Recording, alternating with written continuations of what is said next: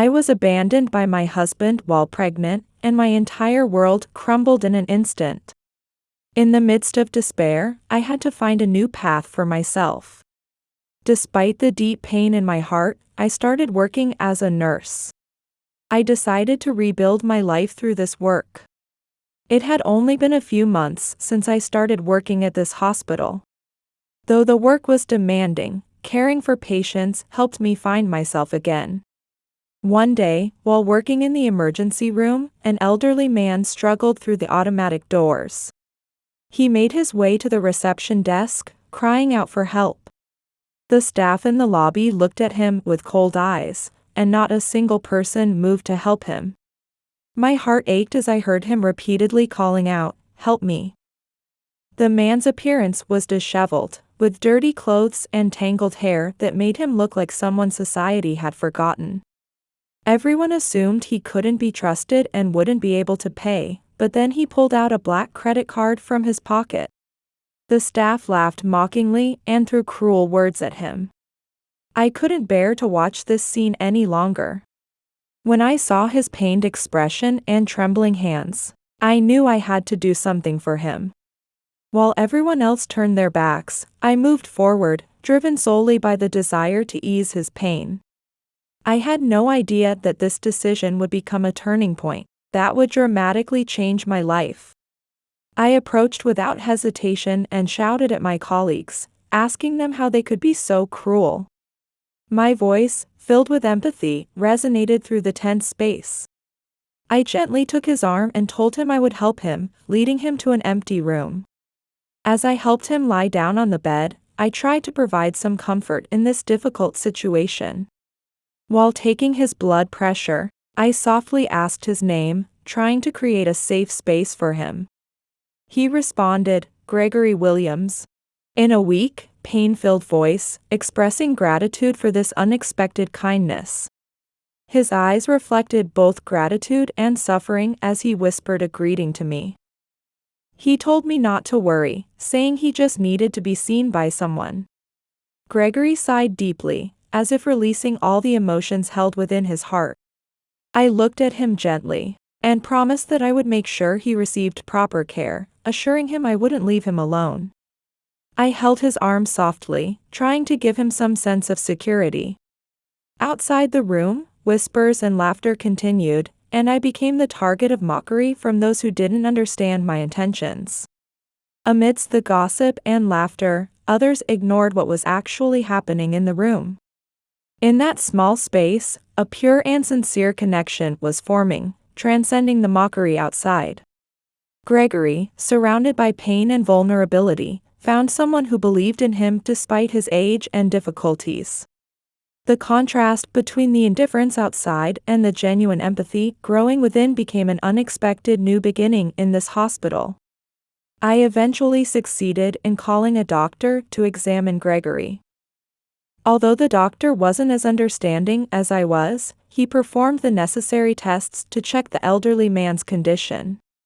As time passed, Gregory slowly regained his strength and asked me in a trembling voice if I could help him move to a private room, saying he could pay with his credit card. While sensing the necessity, I told him I would do what I could but urged him to stay calm, as that was what he needed most right now. As I spoke, I handed him the paper I was holding. Gregory struggled to sit up and read the paper, which added more pain to his already wounded heart. According to the doctor's diagnosis, he only had 2 weeks left to live. Upon receiving this shocking news, Gregory collapsed back onto the bed, tears streaming down his face. I stayed by his side, sharing his pain as my own tears fell. I asked him softly if he knew that God had prepared a place for him where pain and suffering couldn't reach, where he would find fulfillment again. These words were full of hope, becoming a ray of light in a moment of despair. I was convinced that even when life seems to be falling apart, there is a sacred refuge where peace and love transcend suffering. Gregory asked me emotionally if I really believed that, wondering what lies beyond this life. I firmly responded that I believed there was something beautiful beyond this world. I gently embraced him, hoping this gesture would heal his wounded heart. In embrace, I felt his overwhelming anxiety begin to melt away. He chose to accept faith and the possibility of a future beyond this life, if only for that moment. That night, Gregory finally found sleep thanks to the medication prescribed at the hospital. When he awoke to sunlight streaming through the window, Gregory resolved that he would no longer tolerate being treated poorly. He managed to stand up and, though unsteady, made his way down the hallway toward the reception desk. He knew he had the right to demand a better room and the ability to pay for it. Upon reaching the counter, his voice rang out firmly as he demanded to know why he hadn't been moved to a private room. At the same time, he held out his credit card. However, the receptionist smiled at his face and rudely threw the card back at his chest. She coldly stated that the card couldn't possibly belong to him and they wouldn't accept it. Though weak, Gregory angrily demanded to know the reason. The receptionist showed no sympathy and replied that he shouldn't complain, and should instead be grateful that Christine was paying for his treatment. The confused Gregory immediately recognized Christine when she entered the area, her warm face a welcome sight. Gregory asked me in surprise why I was paying his expenses and if I was pitying him. I told him I would explain everything in the new room as I led him away, while people around us continued to mock the elderly man. When we reached the room, I helped Gregory lie back down on the bed with my characteristic gentleness. As the noise and contemptuous glances from outside faded away, I could see Gregory beginning to feel a small measure of peace within himself. I began speaking in a quiet voice, explaining that I wasn't pitying him, but simply believed in helping others when they needed it. I told him that everyone needs unconditional help sometimes. My words touched Gregory's heart, filling him with deep gratitude and genuine surprise. In a world that seemed to have forgotten him, where he had long endured mockery and indifference, my selfless actions illuminated his soul. As he listened to this young nurse speak, the cruel laughter that had clung to his heart began to fade, replaced by the warmth of pure kindness. Gregory realized that even though life could be bitter and painful, there were still people who would offer love and support unconditionally. Intrigued by my generosity, Gregory wanted to know more about my life.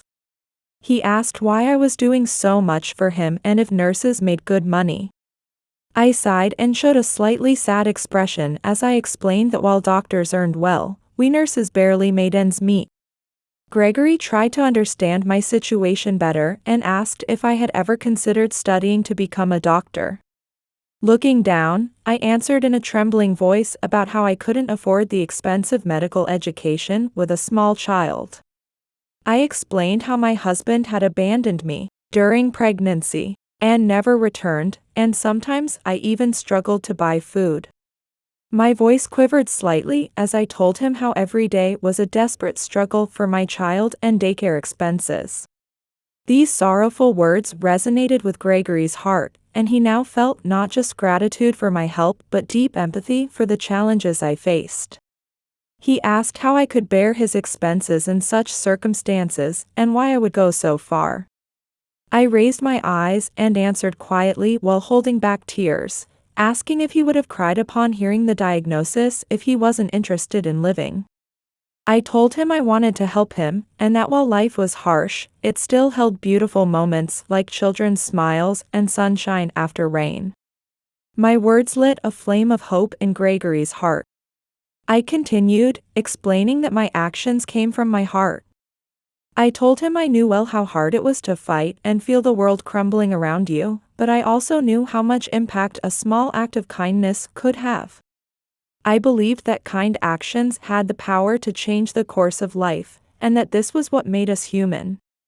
I smiled warmly as I stood up, telling him that my child was waiting at home but I would return tomorrow. Her smile held a mysterious power that brought comfort to Gregory's weary soul. Alone in his hospital room, Gregory watched her departing figure with a mixture of loneliness and profound admiration for her strength and generosity. Christine's selfless actions had kindled a flame of hope in Gregory's heart, which had been crushed by pain and solitude for so long. As he recalled her words, new emotions began to stir within Gregory's heart, a deep and pure gratitude toward the young nurse. His heart, hardened by years of pain and indifference, began to soften like parched earth after a gentle rain. Gregory pondered deeply about how to express his gratitude to her within his limited time. A new purpose filled his heart, the desire to repay the love he had been shown.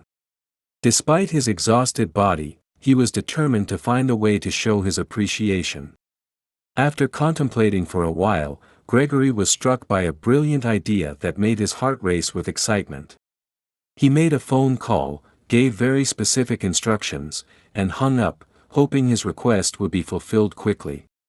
Within 2 hours, a messenger appeared at his hospital room door with a carefully wrapped mysterious package. The moment Gregory received the package, his heart began to pound like a drum. He was certain that inside lay the key to realizing his idea. After obtaining the package, he carefully tucked it away in his bedside table drawer, filled with pride and hope.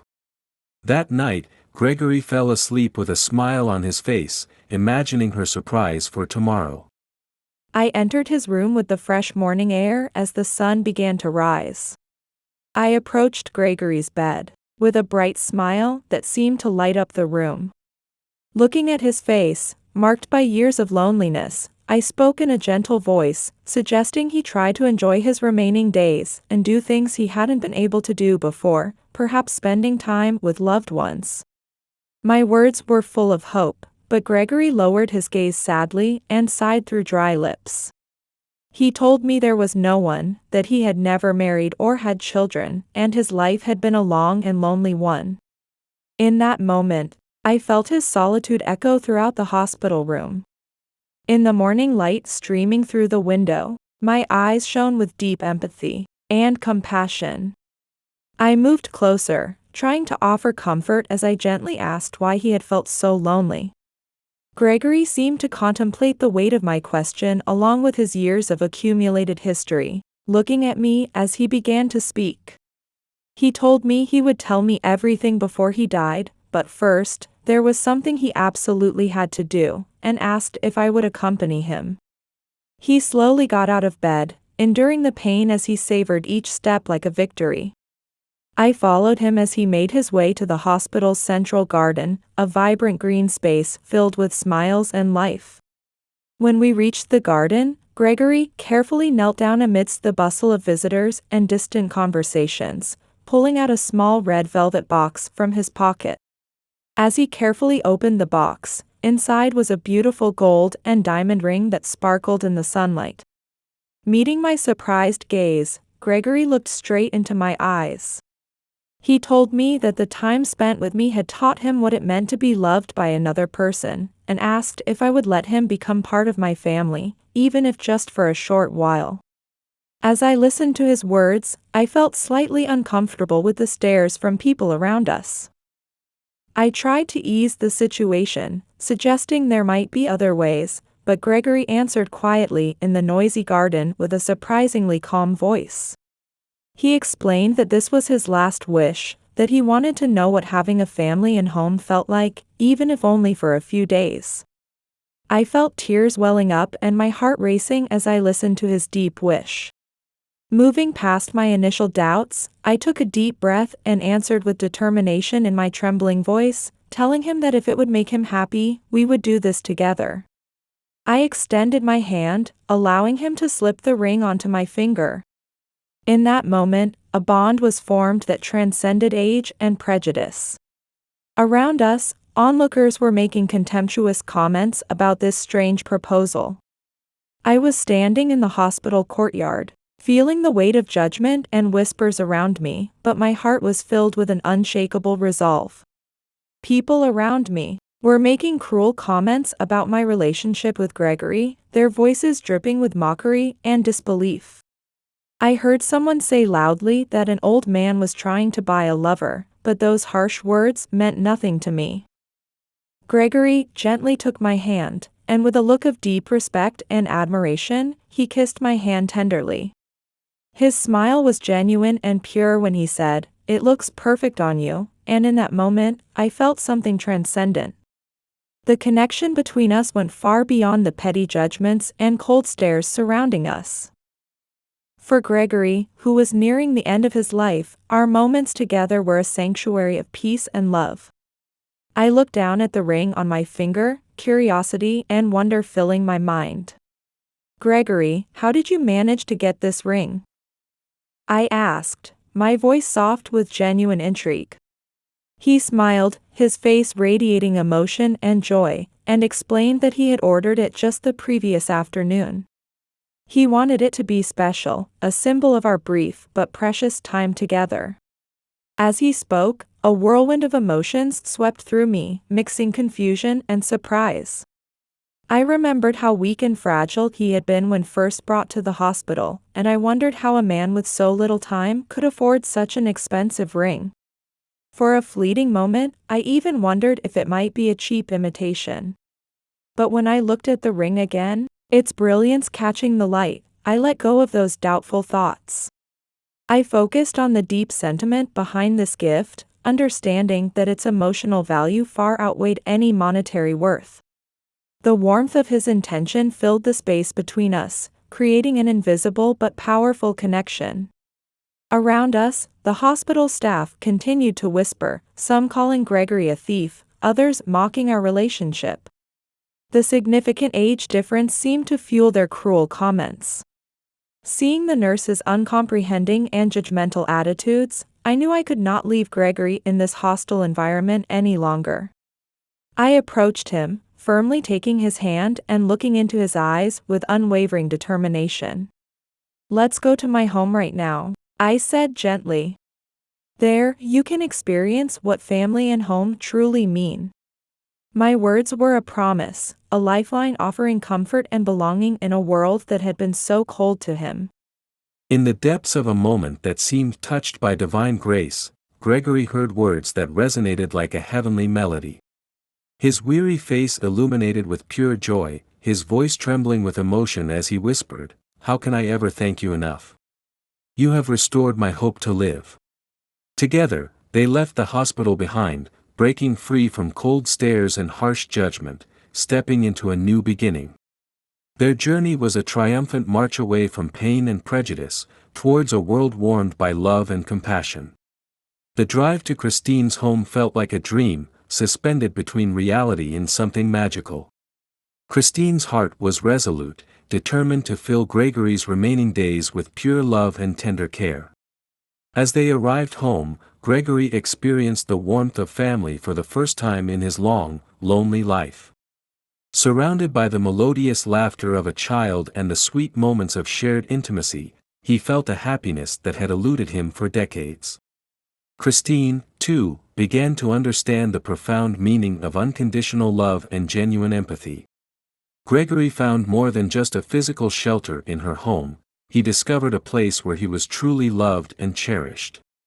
These moments would etch an unforgettable impression not just on Gregory's life, but on Christine and her son's lives as well. Through their mutual devotion and accumulation of small kindnesses, they discovered the depth and beauty of human connection. Their bond would become a legacy that transcended the limitations of time. The days Gregory spent in Christine's home became an irreplaceable gift for both him and her son Adam. Adam's joy and curiosity blossomed in ways no one could have imagined. Between them, a natural bond formed from the very first moment. Gregory spent countless hours playing with Adam, weaving imaginative stories and sharing wisdom he had never before had the chance to impart. The child's laughter was like music to his soul, and in those bright smiles, Gregory found a renewed reason to live. For me, the outside world remained a complex and unforgiving landscape. The hospital never ceased its cruel whispers and malicious comments. My colleagues continued to mock and belittle me, calling Gregory a vagrant, and criticizing my decision to welcome him into my home. There were moments when their harsh words threatened to crush my spirit, but I fought hard to stay strong. My conviction in doing something wonderful by bringing Gregory home gave me the strength to endure. When I returned home, the atmosphere was filled with happiness and laughter. Watching my son Adam enjoying time with Gregory made all those workplace difficulties seem insignificant. The bond they had built not only transformed their lives, but brought a new warmth to our home. One particularly exhausting night, after a shift where my colleagues' taunts rang louder than ever, I dragged myself home. I felt as if each hurtful word was slowly eroding my soul. Entering the house, the warm aroma of Gregory's homemade soup enveloped me, offering a small comfort amid my confusion. Before I could surrender to that momentary peace, I noticed the mail on the entryway table. I knew I had letters that needed attention, but I had never found the time. Mechanically, I sank onto the sofa, trying to maintain my focus despite the weight of the day. As I opened the bank letter, my eyes traced the printed words, and my face gradually paled. Unpaid bills and late fees were detailed, with a final warning that read I would lose my home if payment was not made within days. The news was overwhelming, and hot tears began to stream down my cheeks. I broke down, feeling my entire world crumbling around me. The fragility of my situation hit me hard, and the love and joy Gregory and Adam had brought now felt distant and unreachable. Gregory had offered financial help multiple times, but I had always refused, believing he was not wealthy. Moreover, with his limited time left, I didn't want to burden him with my problems. But hearing my cry, Gregory appeared in the living room, and seeing me with tears in my eyes, he too felt heartache. He knelt before me, trying to understand what had happened. "I can't bear to see you suffering like this. Please let me help you," he said, his voice trembling. Even as he spoke these words, Gregory pressed his hand to his chest, attempting to alleviate his pain. I sensed the seriousness of the situation and quickly stood him up, grabbing my son's hand and rushing out into the cold, dark street. A neighbor witnessed their situation and helped us into a car, rushing to the hospital. In an anxiety that gripped my chest, I was distraught but hoping Gregory would receive proper treatment. Upon arriving at the hospital, the neighbor quickly helped us and brought us into the emergency room. But once again, we were met with mockery and cold words. "He's back again, that vagrant," the nurses said, ignoring the old man's pain and frail condition. As time passed, I felt the treatment Gregory needed was slipping further away, and my anxiety grew. I desperately sought help, but the only response I received was the cruel answer that no treatment could be provided without payment. Completely devastated, I collapsed beside Gregory, my tears flowing uncontrollably. I cried out that we couldn't get treatment because we had no money, and I was about to lose my home, feeling completely lost and desperate. Gregory, pained by my suffering, turned his face towards me with great effort and spoke in a weak voice. He told me not to worry and asked me to take his phone and call his lawyer, instructing me to have them come immediately. His words carried a strong determination to not give up, even in the most challenging circumstances. Without saying a word, I searched through Gregory's pocket for his phone. My hand trembled with fear and urgency. I could feel Gregory gradually weakening, so I acted quickly. When the lawyer answered, I spoke in a desperate, urgent tone. I begged him to come immediately, explaining that Gregory was in a critical condition and needed him right away. The lawyer's voice came through calmly and powerfully, saying they had been looking for Gregory for a long time. He assured me he is on his way. As the lawyer was about to hang up, I looked at Gregory lying motionless, but with his eyes open. Time seemed to stand still as I anxiously waited for the lawyer's arrival. When the lawyer finally arrived, their presence filled the hospital room with an authoritative dignity. It was like a cool breeze on a hot day. Approaching Gregory quickly, they spoke with a strong yet calm voice. He assured me not to worry and that he would take care of everything, stating that Gregory deserved proper treatment. Before I could ask why he had been searching for him, the lawyer explained that Gregory had a past that almost no one knew about. He said revealing it would change everything, but first, Gregory's health was the priority.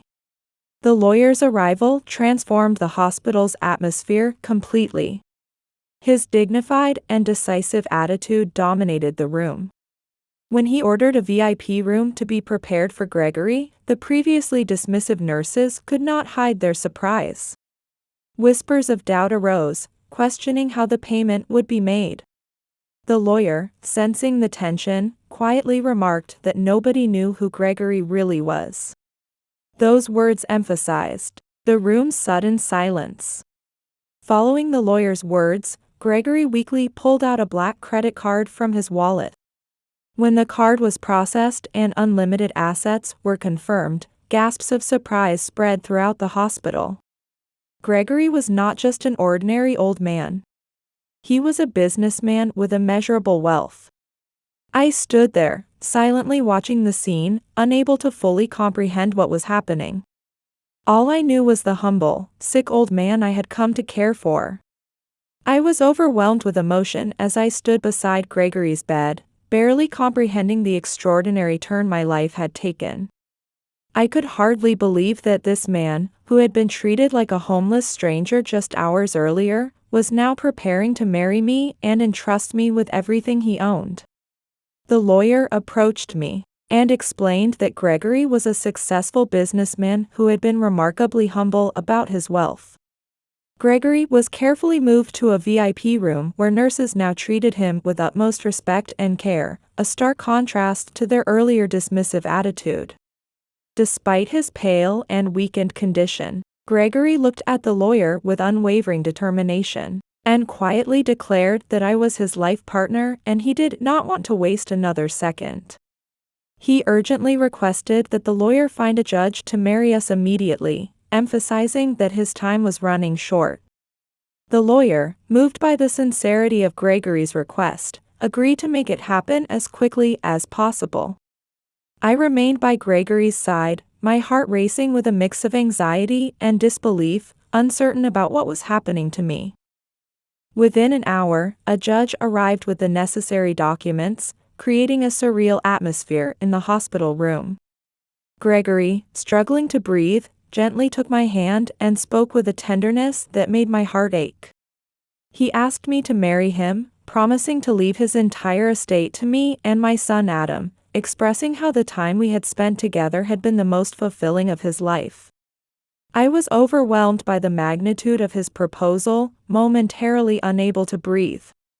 With tears in my eyes and a mixture of joy and shock, I whispered my acceptance. In that instant, an unbreakable bond formed between us, signaling a new beginning filled with hope and love. The lawyer promised to return quickly with Gregory's car keys, home keys, and an extended black credit card, his words carrying a depth of human understanding beyond mere legal formalities. As he left to fulfill his promise, the hospital was transformed, filled with a sense of wonder and respect. The medical staff who had previously looked down on Gregory now watched our story with moved hearts, witnessing an unexpected tale of love and generosity. I stood by Gregory's bed, holding his hand, my tears reflecting not just gratitude for his material gifts, but a profound acknowledgement of the unconditional love he had shown me. Gregory gently stroked Adam's head, offering his final blessing and words of love, his voice quiet but laden with deep emotion. He told me that Adam would be the heir to his empire, and that he hoped Adam would have the same strength to face challenges as he had. His tear-filled eyes were filled with deep love for my little boy and hopes for a bright future. I stood there, listening to his words, unable to stop my own tears from flowing. With a voice filled with pain and confusion, I asked him why he had never told me who he really was. Gregory gently took my hand, looking at me with eyes full of love and a nostalgic smile. He explained that if he had revealed his identity earlier, he might not have seen the pure and selfless heart within me. He told me he loved me, and wished he had met me earlier when he still had time to love. He admitted that he had focused only on work and lived without knowing love, but was grateful to have discovered true love in his final moments. His words were like a soft evening breeze, leaving a sweet and pure fragrance even as they faded. He urged me to be happy, to live a joyful life with my son. He said I now had wealth and the power to change my destiny. Gregory suggested I could pursue my dream of becoming a doctor, open a hospital, and use his wealth for good causes. He believed I was capable of achieving great things. I couldn't fully process everything he was saying. Tears continued to flow, and I gripped his hand with trembling fingers, as if this contact could somehow delay the inevitable goodbye. As I was overwhelmed with emotion, the lawyer quietly returned to the room. He professionally confirmed Gregory's final wishes and completed the necessary procedures with a voice mixed with respect and sadness. Then he quietly left us alone. I took a deep breath and lay down next to Gregory. I gently embraced him, staying close. My body was exhausted, my heart filled with intense emotions. Gregory whispered almost inaudibly, "I love you." With those words, his life quietly slipped away.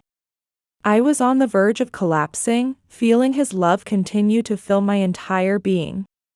I realized the vastness and emptiness of a world without Gregory, and the heavy responsibility now on my shoulders. Gregory's funeral was solemn and deeply moving.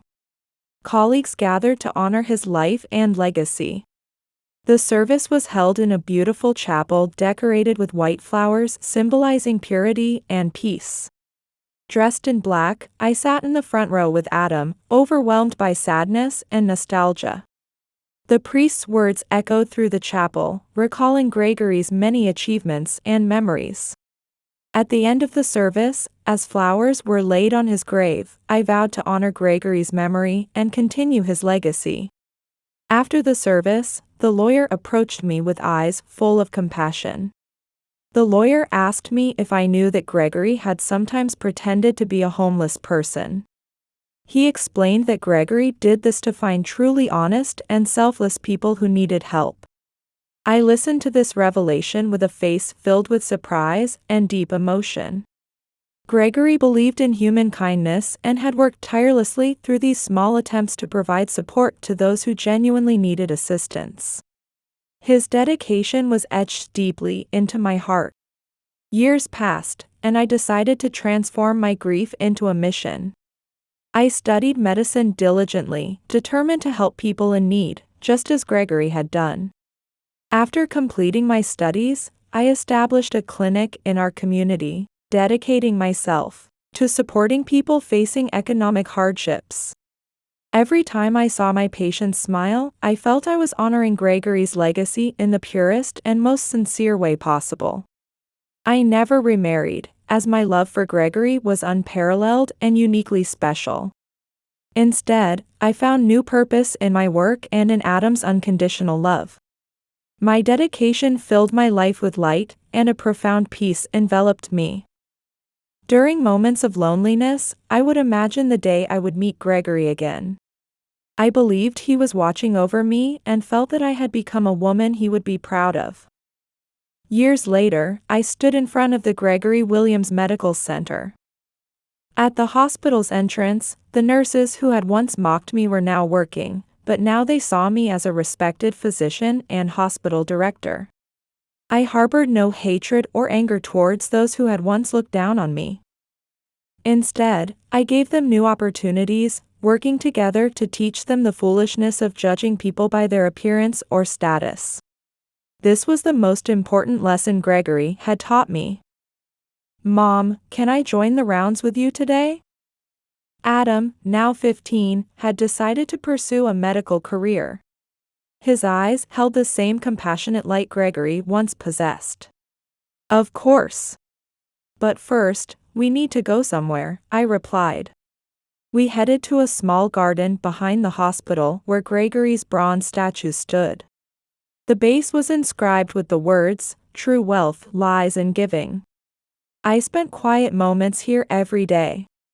Now wearing designer clothes and wearing the same ring, my heart remained humble and gentle. "Adam, your father taught us something important. Money and status are merely means to help people. And true love touches the soul, transcending appearances and circumstances. Adam nodded deeply, holding his father's memories precious in his heart. Though they had only been together for a few days, their love had become eternal. The hospital now offered equal treatment to everyone. Donations from wealthy individuals were used to cover treatment costs for those less economically privileged. This was the new system I had created. At dusk, we, mother and son, stood on the hospital roof, overlooking the city. Tears glistened in my eyes, not of sadness, but of joy in continuing the legacy of my loved one and helping many people. Dad would be proud of us, wouldn't he? Adam asked. Yes, he's still watching over us, I responded, looking up at the sky. I had found deep meaning in my life, not through success or wealth, but through unconditional love and service to others. My heart was forever marked by that encounter with the old man. Our meeting had not only changed my life, but had the power to transform an entire community. This was proof of love's power. Selfless love is sometimes rewarded in the most unexpected ways, its ripples spreading across generations. I now knew true happiness. It lay in giving, loving, and most importantly, passing that love on to the next generation.